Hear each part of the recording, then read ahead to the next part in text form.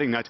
If you remember the German election, this is a little bit of the same kind of scenario. You have the two blocks, the two traditional blocks, but neither of them have enough votes to form a majority government because there is this right-wing populist party that have gained so many votes. So what will happen now? There will simply be negotiations in this building here behind me, the Parliament building.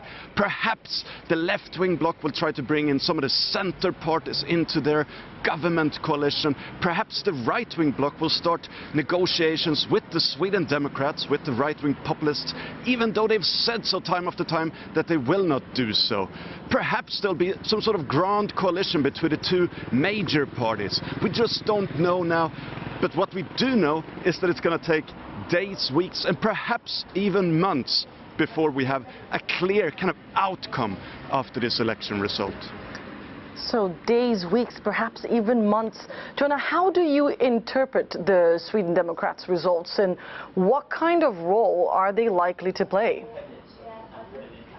Well, it's interesting. The Sweden Democrats were, of course, celebrating, but they really were hoping for a lot more. They came as the third biggest party with around 18%. They were really hoping to become the second biggest party with over 20%. Some people were saying, well, we're going to get 30%. So they're, of course, they've done extremely well in this election, but not as well as they were hoping.